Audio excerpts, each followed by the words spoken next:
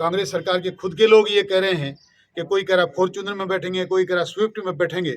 अब वो ऑटो में बैठेंगे कि स्कूटी पे बैठेंगे तो भगवान जानता है, और जो कहने वाले वो नहीं बैठेंगे। प्रण लिया है कि हम 2023 में आने वाले समय में कांग्रेस की वर्तमान भानुमति के कुनबे वाली सरकार को उखाड़ फेंकेंगे। ये हम सब लोगों का संकल्प है। आप दो बार मंत्री रह चुके, आपने उदयपुरवाटी के लिए क्या कर दिया? वो लोहे को सोना आपने क्यों नहीं बनाया? आप क्यों लोट का सोट बचा रहे हैं? आप क्यों बजरी का खनन करा रहे हैं? अवैध भूमाफिया बन रहे हैं? आप जमीनों की, मंदिरों की जमीनों पे कब्जा कर रहे हैं। आप जवाब आज माननीय विजेंद्र सिंह जिंदल ने दे दिया है। उन्होंने ये कहा था कि राष्ट्रपति का कोई रिश्तेदार लोहे के ट्रक को हाथ लगाते तो सोना बन जाए। तो मैं उनसे ये कहना चाहता हूँ कि आप इंद्रप्रा जी की तरफ या और किसी की तरफ या राष्ट्रपति की तरफ क्यों जाते हैं? आप दो बार मंत्री रह चुके, आपने उदयपुरवाटी के लिए क्या कर दिया? वो लोहे को सोना आपने क्यों नहीं बनाया? आप क्यों लोट का सोट बचा रहे हैं? आप क्यों बजरी का खनन करा रहे हैं? अवैध भूमाफिया बन रहे हैं? आप जमीनों की, मंदिरों की जमीनों पे कब्जा कर रहे हैं। आपने वो काम क्यों नहीं किया? आपको इतना चांस मिल गया, इससे अधिक चांस देने की सरकार जनता की मंशा है नहीं और हिम्मत भी नहीं है। आपने 2 बार जो आपको जिम्मा दिया गया उसमें आपने लूट खसोट के सिवा कुछ किया नहीं, और आप लोगों पर तंज कसते हैं। तो आपने एक बार ये बात तो छोड़ो, आप ये बात भी सही है 2008 में आपने कहा था कि राष्ट्रपति क्या होता है, रबर स्टाम्प होती है। पर आपने 4-5 महीने पहले कहा था कि ऐसी समाज मेरा पहला प्यार है। उस पहले प्यार को कैसे भुला दिया? परसों जब एक तहसीलदार का ट्रांसफर गुडागोड़ जी से हुआ, नायब तहसीलदार ऐसी समाज का बहुत पढ़ा लिखा विद्वान आदमी वहाँ बैठा था, उसको छोड़कर आपने उदयपुरवाटी तहसीलदार को चार्ज क्यों दिया? क्योंकि आपको सजातीय बंधु था। वहाँ एक ऐसी समाज का थानेदार था, उसको आपने सस्पेंड करवाया। दूसरे को आपने चार्ज दिलवाया था, उसको परसों क्यों हटा दिया? क्योंकि आने वाला आपका आदमी है। झूठ मत बोलिए विधायक महोदय, ये पहला प्यार आपका किस लिए है? वो वोटों के लिए है। और आपने तो खुद ही कह दिया कि वोट के लिए मैं कुएं में गिर जाऊं। जब कुएं में गिर जाने वाला आदमी, यानी वोट के लिए अपने आप को मारने वाला आदमी किसी के लिए कुछ भी कर सकता है। इसलिए ऐसी समाज के लोगों से निवेदन करना चाहता हूँ, सावधान हो जाओ, सचेत हो जाओ, संगठित हो जाओ और इस निज़ाम को बदलो और इस अन्याय के खिलाफ लड़ने का संघर्ष शुरू करो, ताकि आने वाला समय आपका हो। वर्तमान सरकार की अकर्मण्यता, निष्क्रियता, हठधर्मिता, उनके कुशासन के खिलाफ एक जन आक्रोश रैली का आह्वान किया है। बहुत जल्दी नगर मंडल उदयपुरवाटी में, संपूर्ण शहर में, हमारे मंडल में वो आक्रोश रैली रथ के माध्यम से आने वाली है। आज हम सब कार्यकर्ताओं ने मिलकर एक कार्य समिति का आयोजन किया और उसमें सारे कार्यकर्ताओं ने जोश और खरोश से तय किया है कि आने वाले समय में जब जन आक्रोश रैली का रथ हमारे आएगा तो हम बढ़ चढ़कर हिस्सा लेंगे। बहुत ही जोश और खरोश के साथ उस रैली को सफल बनाएंगे। और इसी संदर्भ में आज हमारे कई कार्यकर्ताओं ने भारतीय जनता पार्टी का कमल का फूल अपनाया है। हमने आज उनको दुपट्टा पहनाकर उनका स्वागत किया। भाई बाबूलाल है, भाई श्री राम है, भाई पिंटू है, भाई मुकेश हैं, ये सब के सब आज से भारतीय जनता पार्टी के जोश और खरोश के साथ कार्यकर्ता हैं। आने वाले चुनाव में जोश और खरोश के साथ काम करेंगे।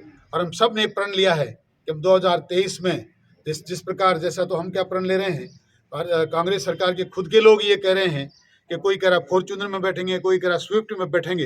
अब वो ऑटो में बैठेंगे कि स्कूटी पे बैठेंगे तो भगवान जानता है, और जो कहने वाले वो नहीं बैठेंगे। बाकी एक आध कोई जीतेगा वो बैठेगा। पर हमने प्रण लिया है कि हम 2023 में आने वाले समय में कांग्रेस की वर्तमान भानुमति के कुनबे वाली सरकार को उखाड़ फेंकेंगे। ये हम सब लोगों का संकल्प है।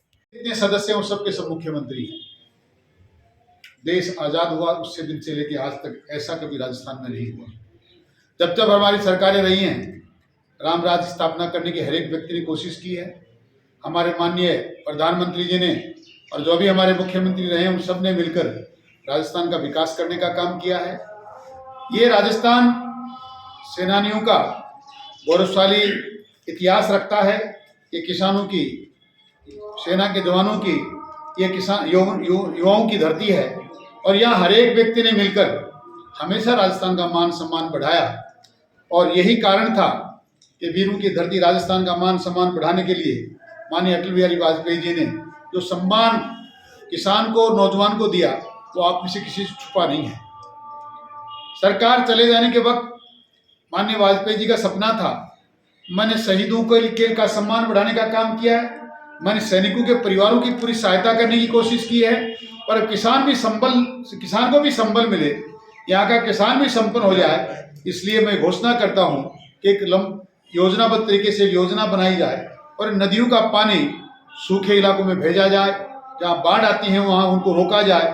और वो सपना अधूरा रह गया, उनकी सरकार चली गई और उसके बाद इस देश की जनता ने इस बात की चिंता की नहीं।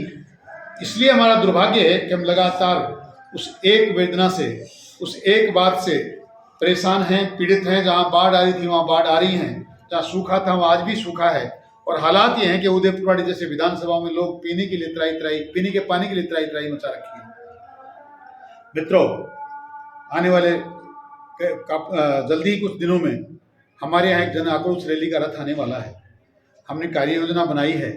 हम सब लोगों का जिम्मा है कि जिस प्रकार हमने पिछले दिन एक प्रदेश कार्य समिति के समय कुछ लोग, प्रदेश स्तर के लोग आकर हमारे बीच में रायशुमारी करने आए थे, उन्हें हमें एक बार दम ठोक कर, खम ठोक कर उदयपुरवाड़ी में आने वाली रथ यात्रा का स्वागत करें। कोशिश करें अधिक से अधिक भीड़ वहाँ लोगों की आए, उदयपुरवाड़ी की जनता में जागृति पैदा करें और लोगों में ये सूचना पहुँचाएं कि हम वर्तमान सरकार के खिलाफ हैं। हम भारतीय जनता पार्टी के लोग हैं, आपकी सेवा करना चाहते हैं, आपकी मदद करना चाहते हैं, भ्रष्टाचार के खिलाफ लड़ना चाहते हैं। आइए हमारी रीति नीति पर चलने की कोशिश करिए और जिस सरकार ने जो वादे किए उस वादा खिलाफ लड़ने के लिए हमारा सहयोग कीजिए। हमारे साथ कदम से कदम मिलाकर चलिए। जैसा अभी जबर सिंह जी ने पढ़ा था, इन्होंने वादा किया था 10 दिन में पूरा कर्ज माफ किया जाएगा। इन्होंने वादा किया था बेरोजगारों को रोजगार दिया जाएगा। इन्होंने वादा किया था किसानों की बिजली का बिल नहीं बढ़ाया जाएगा।